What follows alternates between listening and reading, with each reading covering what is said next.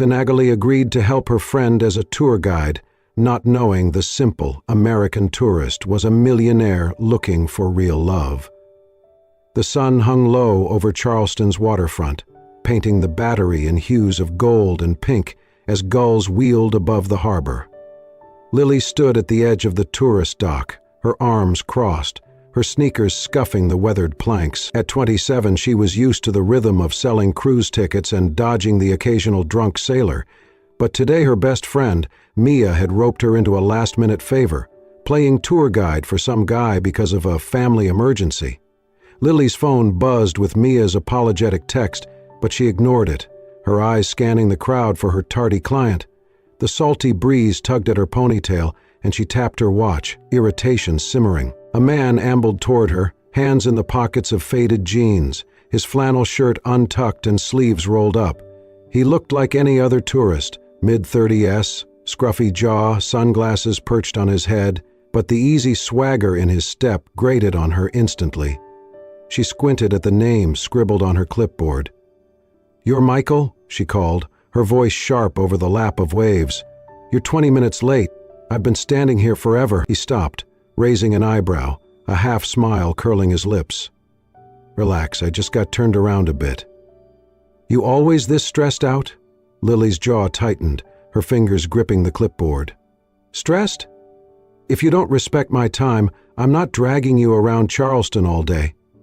He chuckled, unfazed, adjusting his sunglasses. "All right, fair point. But I'm here now, so let's make it work, yeah?" His tone was light, teasing, and it only fueled her annoyance. She exhaled through her nose, forcing a tight nod. "Fine, follow me. Boat's this way." She turned on her heel, striding toward the dock where a small tour cruiser bobbed, its engine idling. Michael kept pace, his boots thudding behind her, and she could feel his gaze, curious, maybe amused, burning into her back. They boarded, and she launched into her rehearsed spiel about Charleston's history, pirates, plantations, cobblestone streets, but her words clipped short whenever he interrupted with a question, each one oddly specific, like he already knew half the answers. "Why'd they build the Battery so low?" he asked, leaning on the rail as the boat cut through the water. "Seems like a flood waiting to happen." Lily shot him a look, her ponytail swinging. Well, that they didn't. They didn't plan for hurricanes back then. "You gonna quiz me all day?" "Maybe," he said, grinning. "You're good at this. Got a spark." She rolled her eyes, steering the conversation back to Fort Sumter looming ahead, but his casual confidence needled her. He didn't act like the usual tourists, gawking, snapping selfies.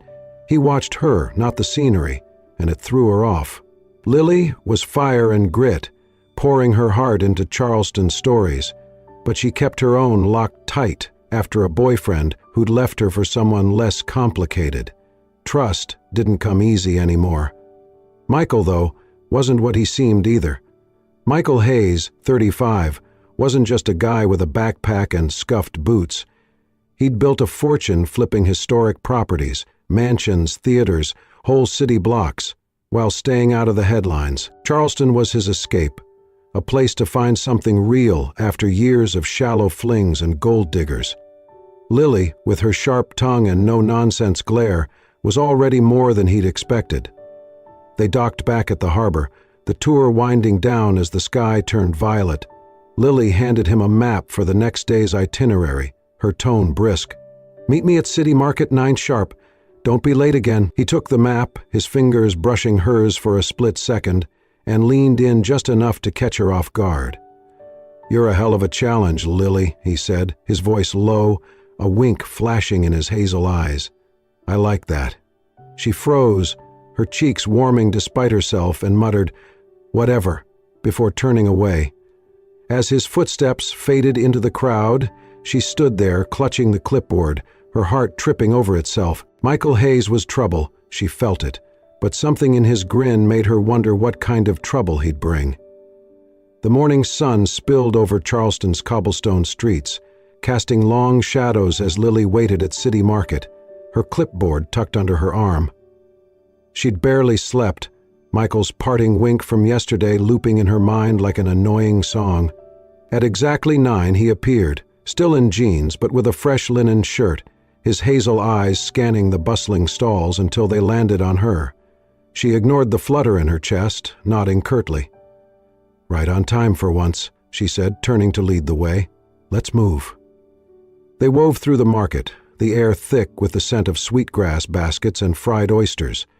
Lily pointed out the vendors, explaining how Gullah women braided history into every weave, her voice warming as she spoke. Michael listened, his questions sharp, about trade routes, old families, the city's scars from war.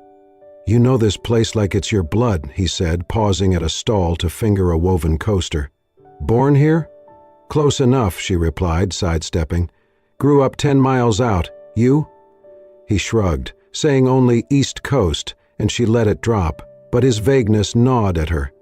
They moved on to Rainbow Row, its pastel houses glowing under the light. She rattled off dates and architects, but he kept circling back to her, why she stayed, what she loved, what kept her up at night. "You're nosy," she muttered, adjusting her sunglasses. "Curious," he corrected, his grin easy. "You're more interesting than these houses."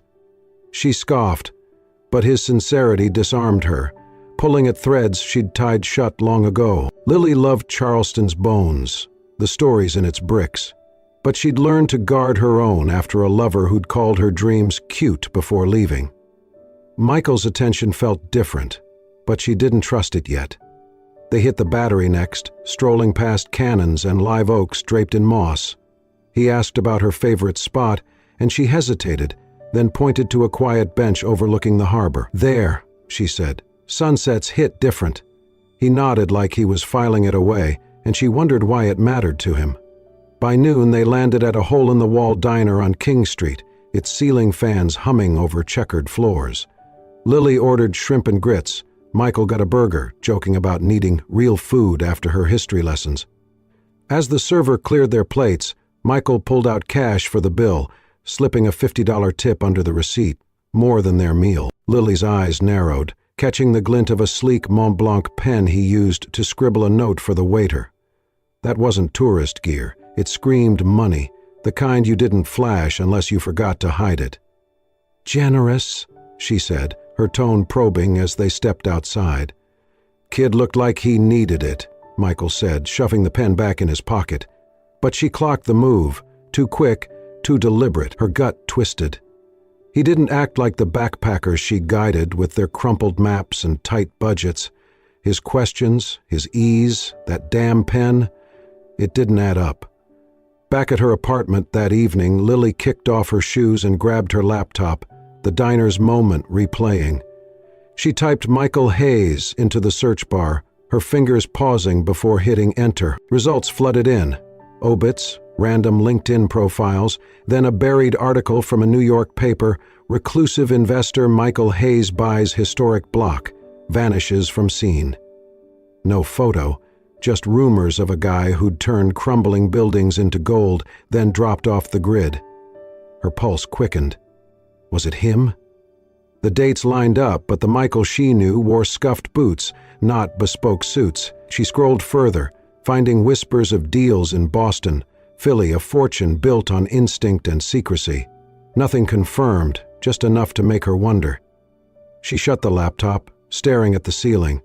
Lily wasn't naive. People hid things, especially men with charm like his. She'd been burned before, believing in someone who wasn't real. But Michael's laugh, his questions, they felt genuine, didn't they? Pacing her tiny living room, she stopped by the window, Charleston's lights twinkling beyond. "What are you hiding?" she muttered, her voice swallowed by the hum of the city. She'd keep guiding him, but she'd watch closer now, determined to crack the puzzle of Michael Hayes before he cracked her. The Charleston sky burned orange as Lily locked up her clipboard at the tour office, the day's heat lingering on her skin. She'd spent hours guiding Michael through the French Quarter, his questions about old churches and hidden alleys sharper than most tourists. He'd been quieter today, less teasing, but his hazel eyes still followed her too closely, stirring a mix of curiosity and caution she couldn't shake. As she slung her bag over her shoulder, he caught up, his boots scuffing the pavement. "Hey, Lily," he said, hands in his pockets. Got time for a coffee? My treat for putting up with me." She hesitated, her instinct to bolt warring with the part of her that wanted answers. That Mont Blanc pen, the fat tip, he wasn't adding up, and she needed to know why. "Fine," she said, keeping her tone brisk. "One coffee. There's a place on Meeting Street." They walked in silence, the city's hum of bicycles and horse carriages filling the gap. At Husk's tiny cafe they grabbed a corner table, the air thick with roasted beans and jazz from a tinny speaker. Lily sipped her latte, watching him over the rim. Michael leaned back, his linen shirt creased from the day, and started small, asking about her favorite Charleston festival, her worst tour group. She answered curtly at first, but his easy laugh pulled her in, and soon she was talking about Spoleto, the crowds, the music that made her feel alive. He listened hard, like her words were a map he was memorizing, and it threw her. Most guys tuned out. He didn't. "You're not like other guides," he said, stirring his black coffee. "You don't just recite facts. You feel this place." She shrugged, her guard still up. "It's home. You? What's your deal? You dodge every question about yourself." Her voice had an edge, testing him. He set his mug down, his smile fading. "Fair enough. I've been running from my life, I guess. Used to work in real estate, big deals, old buildings, cities like New York, Chicago. Made a lot of money." He paused, his fingers tapping the table. "Too much, maybe. Got tired of it, the suits, the handshakes, the emptiness. Came here to slow down, find something real." Lily's grip tightened on her mug, her mind flashing to the article she'd read. "Real estate," she repeated, her tone flat. "You mean flipping houses?" "More like neighborhoods," he said, then caught her look and leaned forward. "Look, I'm not bragging, I'm just saying I'm not that guy anymore. I want meaning, not another deal." Her pulse jumped, the pieces clicking too fast. "So you're what? A millionaire playing backpacker?" she said, her voice rising. "You think you can just waltz in, act normal, and I'll buy it? What's your angle, Michael?" His eyes widened, caught off guard. "Angle? Lily, there's no game here. I told you because I like you. I wanted you to know me, not some cover story." She stood, her chair scraping the floor, her face hot. "You don't get it. I don't trust people who hide things, and you've been hiding this the whole time. I'm not your charity case or your little adventure." She grabbed her bag, ignoring the stares from nearby tables, and stormed out, the cafe door slamming behind her. The street was humid, dusk settling over the gas lamps. She heard him follow, his voice urgent. "Lily, wait!" He caught her arm gently and she spun around, glaring. "I'm sorry," he said, breathless.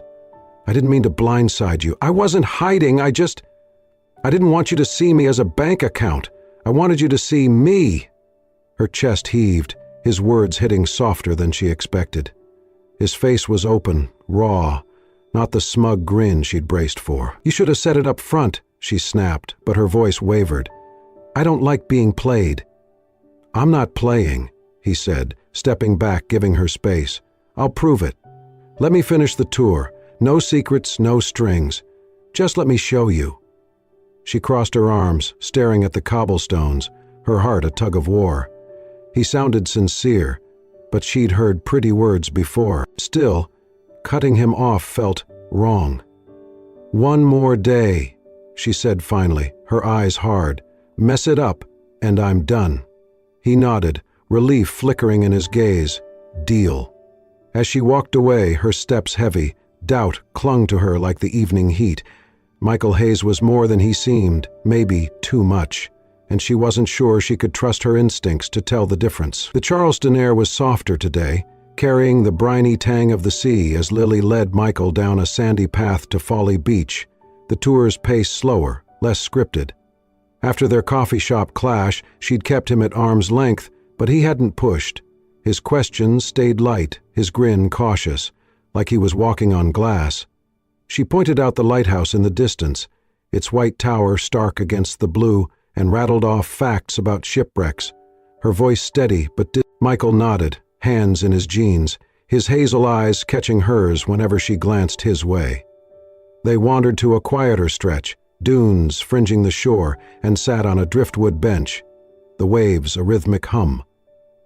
He asked about her life beyond tours, what she'd do if money wasn't a cage. She hesitated, her sneakers digging into the sand. "I'd open a cultural center," she said, almost shy. "A place for Charleston stories, gullah music, old recipes, history kids could touch." "Dumb, probably." "Not dumb," he said, leaning forward, elbows on his knees. "Sounds like you, saving what matters." His tone was warm, no trace of the slick charm she'd braced for. It loosened something in her, and they talked longer, about street festivals, her dad's low-country boils, the way she'd sketch houses as a kid, dreaming of their secrets. Later they hit Middleton Place, its gardens a maze of camellias and ancient oaks. Michael trailed her through the paths, asking about her favorite memory here. "Summer concerts," she admitted, pausing by a reflecting pool. Lying on the grass, music everywhere, felt like the world made sense. He smiled, like he could see it, and she wondered why his quiet felt so safe. That night they ended up back at the beach, the tour long forgotten. The moon hung low, silver light rippling on the water as they sat on a blanket she'd grabbed from her car. Michael stared at the horizon, his usual ease gone. "I got burned once," he said, voice low. "Girl I thought I'd marry. She loved my wallet, not me. Ran off with half my savings when I proposed. Taught me to hide who I am." Lily's breath caught, her fingers twisting the blanket's edge. His hurt mirrored hers, raw and unpolished. She swallowed, then spoke. "Mine was simpler. Guy I loved said I was too much, too loud, too stuck in this town. Left me for someone who didn't care about anything." Her voice cracked and she looked away, the waves blurring. Michael turned, his gaze steady. "He was wrong. You're not too much. You're real. That's rare." His words landed soft, like a hand on her shoulder, and she met his eyes, seeing no pity, just truth. The air between them thickened, charged with something neither named. She felt her walls wobble, the ones she'd built after betrayal, and it scared her as much as it thrilled her. They sat there, the tide creeping closer, their shoulders inches apart. She wanted to lean in, to let go, but the ghost of old wounds held her back. Michael didn't push, just stayed, his presence solid against the night's chill. "You ever think people can start over?" he asked, tossing a pebble into the surf. "Sometimes," she said, her voice barely above the waves. "If they're brave enough." He nodded, a faint smile breaking through. "Guess we'll see." They packed up slowly, the blanket heavy with sand, and walked back to her car in silence, the moonlight trailing them. Lily's heart thudded, a quiet ache blooming where fear used to live. Michael wasn't what she'd expected, not a liar, not a player, maybe not even a mistake. As he waved goodnight, his silhouette fading into the dark, she stood by her car, the key cold in her hand. "He's not what I was afraid of," she thought, the words heavy with possibility. Or am I the one who's wrong? Charleston's city market buzzed with Saturday crowds, the air thick with the scent of kettle corn and leather, as Lily guided Michael through the stalls. She pointed out a vendor carving wooden spoons, her voice steady despite the warmth of his shoulder brushing hers. Their night on the beach had left her unsteady. His story, her own confession, the way his eyes held hers, like she was enough. She pushed it down, focusing on the tour, but his quiet laugh at a street performer's juggling kept tugging her back. They paused at a jewelry booth, Michael fingering a silver oyster pendant while Lily chatted with the seller. A man in a polo shirt stopped short, staring. "Hayes?" he said, loud enough to turn heads. "Michael Hayes! Damn, it is you!" Michael stiffened, his hand dropping the pendant, but the guy was already pulling out his phone. "Man, nobody's seen you since that Boston deal. Thought you went monk or something." Lily frowned, her gut twisting as Michael forced a smile. "Wrong guy," he said, steering her away, but the man snapped a photo, grinning. "Sure, buddy." By the time they reached the next block, Lily's phone buzzed. Texts from Mia, a link to a local gossip page. Millionaire Michael Hayes spotted with mystery girl in Charleston. The blurry photo showed them at the booth, her laughing, him looking at her. Comments piled up. Temporary fling? She's in it for the cash. Her face burned, the market's noise turning sharp. She stopped under a palmetto tree, her hands shaking as she scrolled. "What the hell is this?" she said, shoving the phone at Michael. "Your buddy outs you, and now I'm some gold digger in a tabloid?" His jaw tightened, his eyes scanning the screen. "Lily, I didn't plan this. That guy's just some jerk I met once." "Right," she snapped, her voice rising.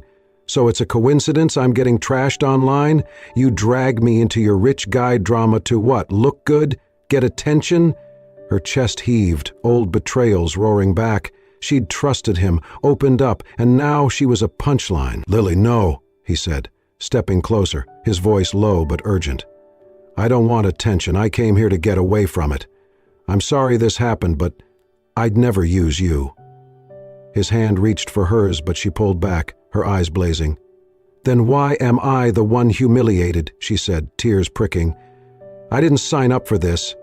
Tour's over, Michael. Find someone else to play your game." She turned, shoving through the crowd, her sneakers pounding the pavement as she left him standing there. By evening, she was holed up in her apartment, the curtains drawn, her phone off to block the notifications. A knock came, soft, insistent. She opened the door to Michael, his shirt rumpled, his face drawn. "Hear me out," he said before she could slam it. "I called in favors, editors, that post's down, and I got the guy to shut up. Nobody's printing your name." She crossed her arms, leaning on the doorframe. "Why should I believe you? You're good at hiding things." "Because I care about you," he said, his voice raw. "Not headlines, not deals. You. I messed up not warning you this could happen, but I'm trying to fix it. Give me a chance to prove I'm not playing you." His eyes held hers, steady, pleading, and she remembered the beach, the way he'd listened, the hurt he'd shared. Her anger cracked, doubt seeping in. "You've got one shot," she said, her voice hard. "No more surprises, or I'm gone for good." He nodded, relief softening his face. "No surprises, I swear." He stepped back, leaving her doorway empty, the night quiet except for her racing pulse. Lily shut the door, sliding down against it, her head in her hands. Michael's world was bigger, messier than she'd imagined, and she wasn't sure if his promises held weight. She'd stay, but worry gnawed at her. What did he really want, and could she survive finding out? The Cooper River glittered under the late afternoon sun, its banks fringed with marsh grass, as Lily spread a checkered blanket near Ravenel Bridge. She'd agreed to one last tour day with Michael, her nerves raw after the market scandal, but his quiet apology and quick fix with the gossip page had kept her from walking away. He'd suggested a picnic, no itinerary, just them, and she'd brought sandwiches and lemonade, trying to ignore the warmth in his smile as he sat across from her, his jeans dusted with sand. They ate slowly, the hum of cicadas mixing with distant boat horns. Michael asked about her childhood, bike rides through Charleston's alleys, summers shucking corn with her mom, and she answered, her guard softening with each laugh he drew out. He shared less, but when he did, stories of sneaking into abandoned buildings as a kid, chasing ghosts of history, she saw the man beneath the money, the one who'd chosen her beach confession over a penthouse. Still, doubt lingered, heavy as the humid air. As the sun dipped, he leaned back on his elbows, his hazel eyes catching hers. "Lily," he said, his voice low, deliberate. "I need to say something. I'm falling for you, hard. Not because you're my guide or some story I tell myself, because you're you, sharp, real, everything I didn't know I needed." Her breath stopped, her sandwich forgotten in her lap. The words hit like sunlight, warm and blinding, but fear rushed in colder. "Michael, don't," she said, her voice tight. "You can't just. You live in a different world, mansions, jets. I'm a ticket girl with a studio apartment. This doesn't work." "It works if we wanted to," he said, sitting up, his hand hovering near hers. "I don't care about the rest. I care about us." She shook her head, standing, the blanket bunching under her feet. "There's no us. You're dreaming, and I've been hurt too much to dream with you." Her chest ached, his sincerity cutting deeper than she'd expected, but she turned away, grabbing the picnic basket to anchor herself. The next morning, they rented bikes to ride the West Ashley Greenway, a quiet trail fringed with pines. Lily pedaled ahead, her ponytail bouncing, trying to outrun the memory of his confession. Michael kept pace, his silence heavy but patient.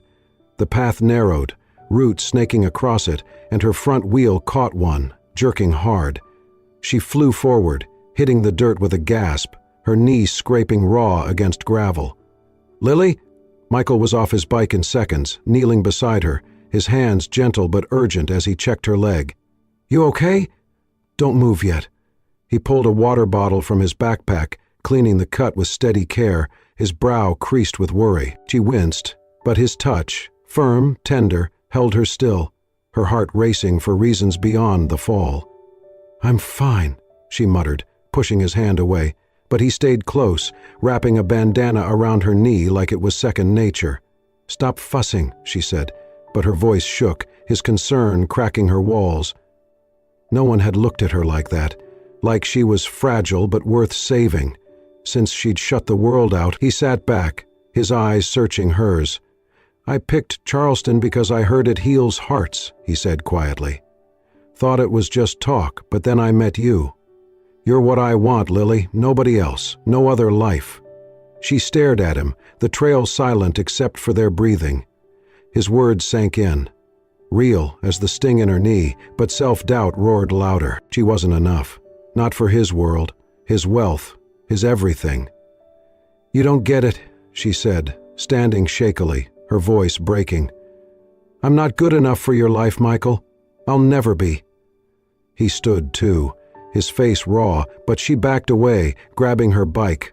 "Lily, that's not—" he started, but she cut him off, pedaling back toward the rental shop, her eyes stinging with tears she wouldn't let fall. He followed at a distance, giving her space, but his presence burned behind her. As she ditched the bike and headed home alone, the words spilled out in a sob. "I'm not enough for your world," she whispered, the river's shimmer fading behind her, her heart torn between his truth and her fear. Charleston's streets hummed with gossip as Lily punched tickets at the cruise dock, her jaw tight under the morning sun. The market photo had sparked a wildfire. Blogs now called her the tour guide chasing millions, and coworkers whispered behind her back, their glances sharp with doubt. Mia had texted an apology for pushing her into the tour, but it didn't soften the sting of a barista muttering, "Guess she's set for life now." Lily's skin burned. She'd never wanted Michael's money, but the world saw only dollar signs. Michael faced his own storm. Old contacts from New York, hedge fund types, yacht owners flooded his phone with smirks disguised as texts. Slumming it with a local? Cute. He ignored them, but the jabs landed, reminding him of deals and dinners he'd left behind. He'd come to Charleston for truth, not ridicule, yet here he was, defending a choice they couldn't grasp. Still, he showed up at the dock at noon, his flannel shirt creased, his eyes steady on Lily as she avoided his gaze. "Lunch?" he asked, voice low. She shook her head, sorting receipts with forced focus. "Lily, talk to me. I know it's bad out there." "Bad?" she snapped, finally looking up. "I'm a joke, Michael. They think I'm after your bank account. My boss asked if I'm quitting for a better offer." "I can't do this," her voice cracked, her hands trembling. "We should stop before it gets worse." He stepped closer, the dock creaking under him. "Stop? No. I'm not running because people talk. Neither should you." His tone was firm, but his eyes pleaded, and she hated how it tugged at her. "It's not just talk," she said, turning away. "It's my life. I don't fit in yours, never will." She walked off, leaving him by the water, her chest heavy with the urge to look back. That evening, Lily slumped on her couch, the TV droning local news. She froze when Michael's face appeared, live, on a Charleston talk show, his shirt ironed but his jaw set like he was going to war. The host leaned in, all smiles. "So, Michael Hayes, mystery millionaire, what's the deal with you and this tour guide?" Michael didn't flinch. "Her name's Lily Newen," he said, his voice clear, cutting through the studio hum. And I love her, not because of gossip or games, because of her heart. She's real, braver than anyone I've met, and nothing you say changes that." The audience hushed, then clapped, the host scrambling to keep up. "She's not a story," he added. "She's my choice." Lily's breath caught, her remote slipping to the floor. His words weren't scripted. They were raw, defiant, and they shattered her doubts like glass. The screen cut to callers praising him, strangers moved by his stand, and she felt the weight of their judgment lift, replaced by something warmer.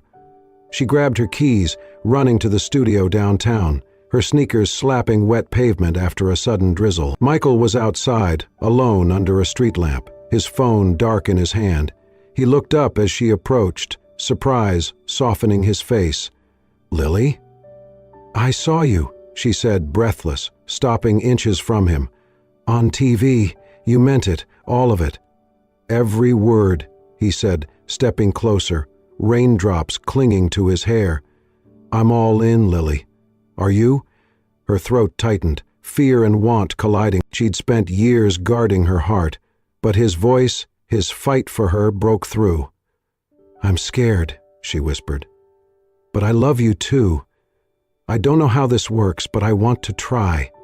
His smile was slow, real, and he pulled her into his arms, her cheek against his damp shirt.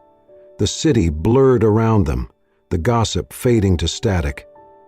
"We'll figure it out," he said, his lips brushing her forehead together. She nodded, her hands gripping his back, resolve settling deep. The world could talk. They'd face it side by side, no matter what came next.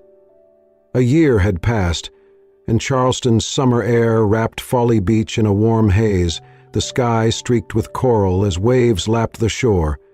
Lily Hayes stood barefoot in the sand, her white sundress fluttering, a simple silver band glinting on her finger. She laughed, tucking a loose strand of hair behind her ear as Michael tossed a frisbee to a group of kids nearby, his linen shirt unbuttoned at the collar. Their wedding had been quiet, held in a garden at Boone Hall, just family, Mia, and a guitarist playing low-country blues. No paparazzi, no headlines, just vows sealed with a kiss under an oak's shade. Lily's life had shifted, not into Michael's wealth, but into something they'd built together. She'd quit the cruise dock, pouring her heart into a small cultural center on East Bay Street, a cozy space with creaking floors, walls lined with Gullah art, and tables for kids to learn basket waving or hear stories of the city's past. Michael had been her anchor, using his real estate savvy to secure the lease and navigate permits. But he let her lead, his pride in her quieter than any deal he'd ever closed. They named it Low Country Roots, a nod to her dream and the history she loved. Today, the center was hosting its first summer festival. Kids darted across the beach, clutching kites shaped like shrimp boats, while parents sipped sweet tea under striped tents. Lily manned a booth, teaching a girl how to braid sweetgrass, her hands steady as she guided tiny fingers. Michael joined her, carrying a tray of lemonade, his grin wide. "You're natural," he said, setting the drinks down. "This place, it's you, Lily." She smiled, brushing sand from her hands. "It's us. Couldn't have done it without you." He kissed her temple, quick and soft, and she leaned into him, the crowd's chatter fading to a hum. They'd face whispers in the early months, skeptics calling her a climber, old friends of his scoffing at their small-town life. But the noise had dulled, their love was louder, rooted in mornings brewing coffee together, nights planning events over takeout, moments like this, where the world felt right. A boy ran up, holding a lopsided basket he'd made. "Miss Lily, look," he beamed, and she knelt, praising his work, her eyes bright. Michael watched, his chest tight with something deeper than pride.